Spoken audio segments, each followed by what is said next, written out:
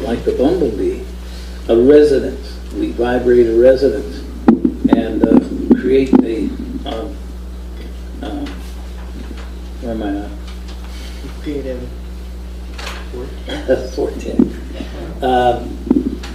Levitation? Instead of generating, we accumulate the energy. Because the energy is already there. There's enough energy.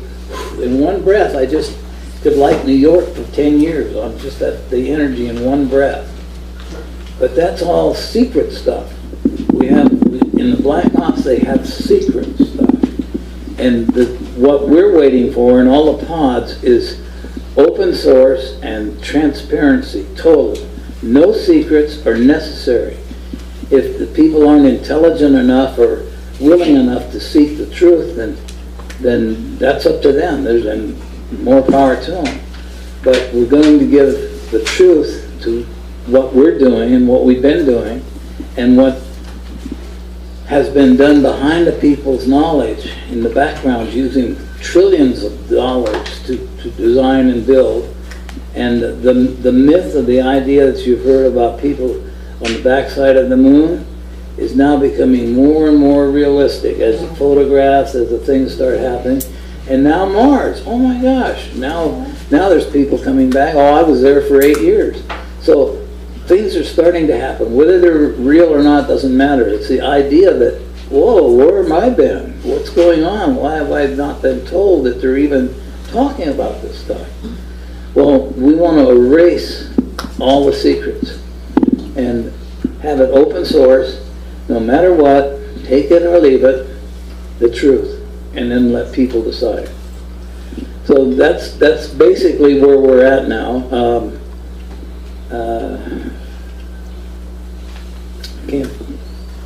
Well, new information is coming to us quite differently from all different places.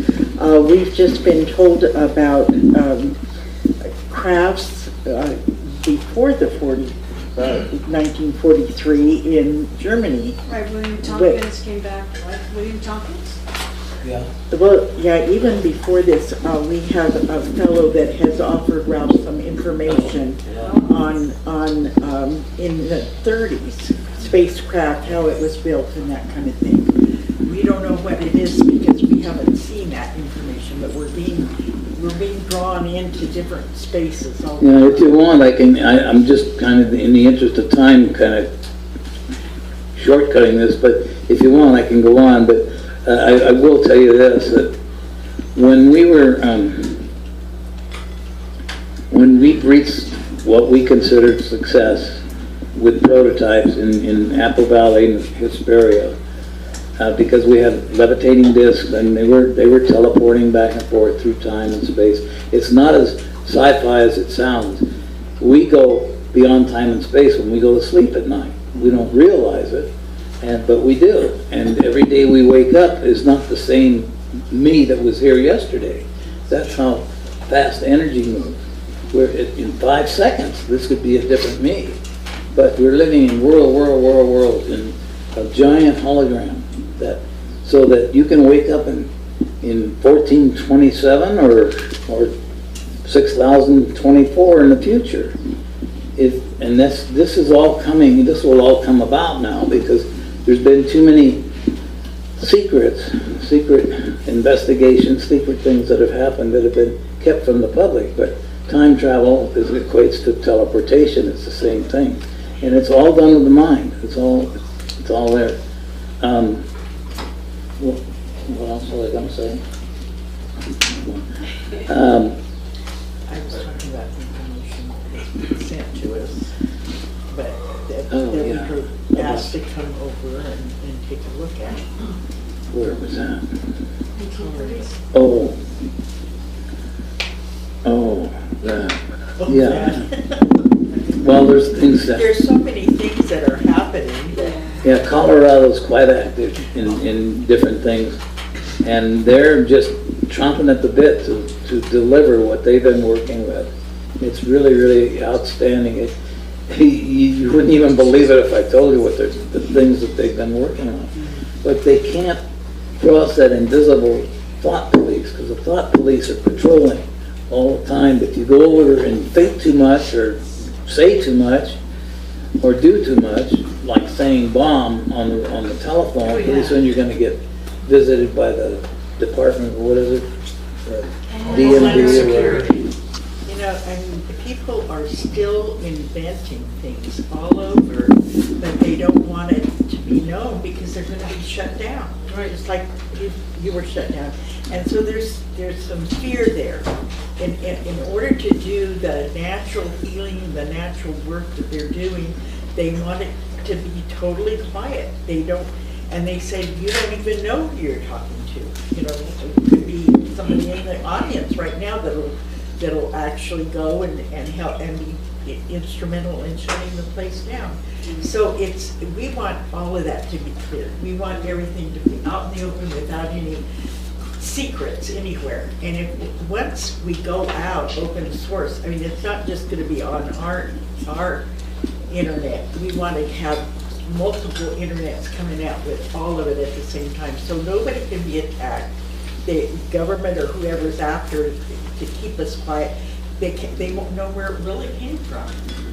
And we accept. And spaceships have always been here. They've never left. I mean, they've been in and out of our atmosphere and in our peripheral environment for forever. The what? Spaceship, per se.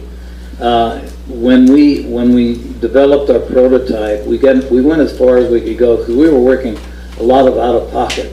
We were donating and volunteering our times and stuff to get things done, which was a joy just to be able to do it. But we came to the point, Carr said, okay, we've got the prototype. We don't have the money to produce these things. We don't have the money to manufacture them. So they invited Wayne Aho to call General Motors and have them send up a rep to talk to us. And so they did. Long story short, General Motors came up. They had a couple of engineers, a physicist, and I don't know who, they had about 4 different people. And Carr took along one of our small little levitating models and put it in his suitcase, attaché case. And we went up and set it down, and then we started talking, and they said, well, what do you want? Carr said, we want to take the tire, which is ruining everything. It's ruining our garden here on Earth. It's going killing animals. It's disrupting the water system tremendously, and the asphalt and the cement and everything is killing, is smothering a lot of our Earth. So, what do we call that, greenhouse effect? Is it called the greenhouse effect? Is that what it is? Well, that's what they called it then, because of all the heat in the city from the asphalt and concrete. Okay, yeah, well that would be the same thing. But Carr said, we want to take the wheel from that position and turn it into this position and take things off the ground. There's nothing to levitation because nature does it every time we have a rainstorm, and you see these big clouds.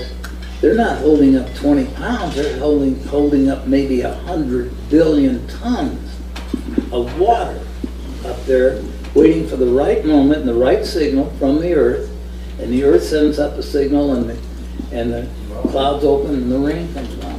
Tons and tons and tons of water. But that's natural levitation, and that's the same thing that we were using. The same knowledge, the same understanding. It's just sacred geometry to line it up. You have to line up with things. So anyway, General Motors kicked us out. They said, well, we demonstrated, we told them we wanted to get it off the ground. We told them it was all magnetic energy. The engineers looked in we had a Lexon dome over the craft so they could look inside. They said, well, where's the ignition switch? Where's the steering wheel? And I said, no, we don't use those things. We don't need to use those things anymore. That's part of the technology we're trying to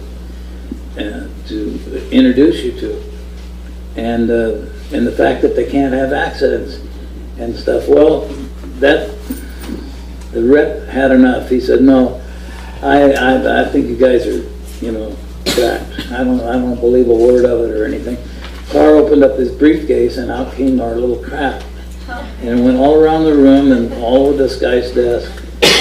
Then their engineers came out and said, oh, what's going on here? And they thought we were operating with remotes. Well, this is in the 50s. We didn't have remotes and game toys that we do now. But they scanned us for wires or whatever. And Carr said, no, we're simply operating on our intentions. We intend to show you what we're doing, not just talk about it. And this is possible. And it can go on forever. And no accidents, no maintenance, no repairs necessary, because it's self-repairing. Anything that happens, it takes care of itself. Everything is self-sufficient. And the more we talked, the more this guy said, you guys are really outlaws, you know, because we have hundreds of thousands of people working on General Motors projects around the world. And we have to give them paychecks so they can send their kids to college, you know, raise their families, do everything, and you're gonna take that all away. And Carr said, no. When you replace toil for creativity, you have a different ball game. When you allow people to be creative, what they feel in their heart when they come home from a day in nature, just walking around in nature, they have these wonderful feelings of, wow, I can do that, I can do that. But when a person's toiling for a living, they go in, I gotta be there at 9 to press the clock, because if I'm 1 minute after 9, they're gonna give me, and I gotta press it at 5 o'clock, then I gotta go home and hurry up and eat and go to bed so I can do it again tomorrow, and tomorrow, and tomorrow, and tomorrow. And when they get into that squirrel cage, when they get into that routine, it's hard to get people out of it because they say, I have to make a living. Well, but they have to stop where they're at and go inside for their information, because they're working for outside information, which is erroneous, false, or not true. You don't have to do anything you don't feel is right. And when you go inside, you'll get the difference. And so help me out. I just want to say, because I know we're past our time, but this is such an exciting time for all of us to be here and for all of us to have this oneness coming together. Like Leela said, we all have a like consciousness or we wouldn't be here. So we could consider ourselves like a soul family that is allowing creation to evolve into more than we've ever known before. It's such an exciting time, and I feel like there's no accidents that all of us are here right now in this ascension time. You know, we all have our individual things that we're doing, each one of us. It's time to stop looking for things that, why am I here? You're here and you have a purpose and you're living that purpose right now.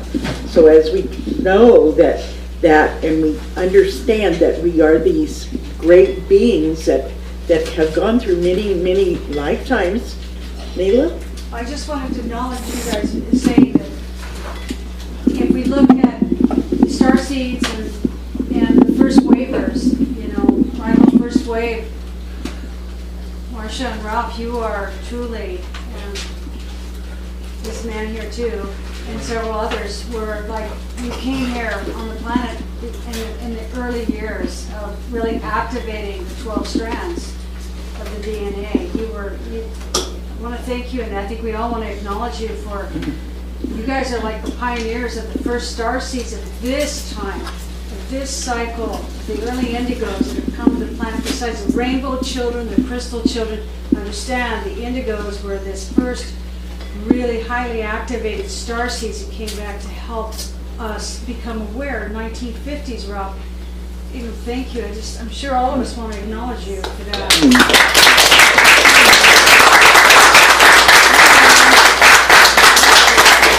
Well, the only difference between Marsha and I and everybody else in the universe, or the multiverse, is we are determined to stand our ground. We stand with the source, with our guidance system. Thoughts blow them away. We don't even think anymore. We don't have to think, because where we're supposed to be, we're there. We already arrive when we feel we are there, we're there. And there's no hidden things like fear, doubt, and frustration, because we always know we're at the right place at the right time, no matter what anybody says. And we've tested, it's been tested on us. We've had doctor appointments where because of an accident or something, we got delayed, and by the time we got to the doctor's office, he was delayed. And when he came in the door, we were coming into the door at the same time. So you change your environment by being honest with yourself. Like, I honestly had to stop and help these people in the accident, because that's what I felt I had to do. But that made us a half an hour or 45 minutes late. Well, then you can come up with fear and doubt and come up with a big story. But we just came in and didn't have to say anything because the doctor was late. So we arrived at the same moment, time and space as the doctor. And we changed that in here, because you change time and space yourself. It doesn't change for you or at you or anything else. It just happens. So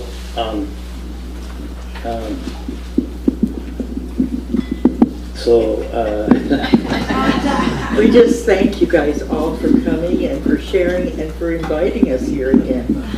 We love you all, and we thank you for listening to our funny story that each one of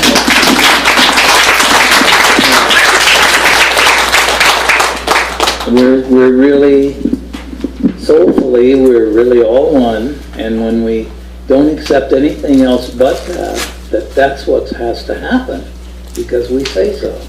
We are the creators, and what we say goes.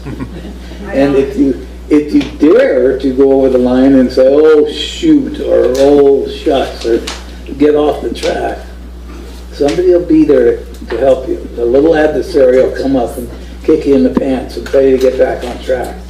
So you've always got friends helping you. You don't like it at the time because you're embarrassed or feel, oh gosh, it's me again.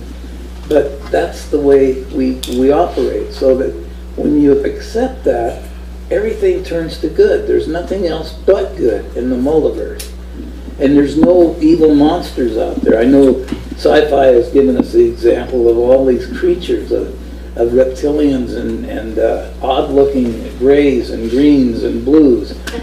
And yes, in different dimensions, frames of reference again, that's a very important thing. Put things in their proper frame of reference. Because if they're meant to come into your environment, they are not allowed unless they come in where it's comfortable. And the only way they can get comfortable is unless they need to present a lesson that you haven't had. They will match your energy field and come in looking just like Joe Blow or Jane, whatever. And every person, every beings that we've come in contact with have come to us looking just like you guys. That's why we can't tell the difference. You guys are all space hating. Actually, we actually had a reptilian come. Oh yeah. We Oh yeah, we gotta tell you this. we befriended him. Actually, he came when we were being docents at the museum in Paradise, and he was just on and on and on. He is still a very nice person, but I said later, I said, Ralph, did you see his eyes? And I said, he really is what they call a reptilian. You know, the pupil of his eye just slanted, went right up and down, and Ralph said, yeah, I saw that. So I'm thinking, it doesn't matter, we don't know, but sometimes these things happen just so you can say, okay, yeah, I have seen a reptilian that people call reptilian.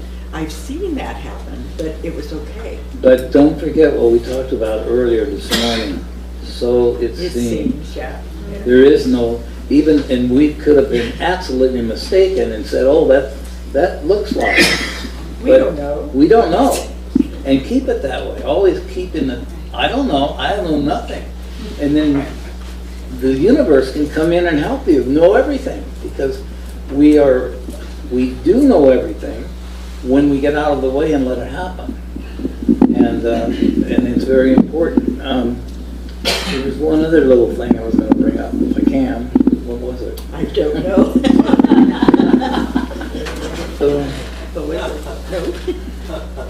Keep trying. Okay. Well, we'll give you another one to think about, because this is real. It happened to us. We've been there, done that. So it's real to us. It won't be real to anybody else until they have a similar experience and say, "Oh, that's what they were doing," or "That's the way it is." So I don't expect anybody to believe it. Well, they might believe it, but to know it until you experience it. But we were at a junction in our growth where we needed to actually make contact with aliens on a different level in a frame of reference. We didn't know that at the time until we walked out of our house, and sitting on the back of our car, on the back window, was an alien.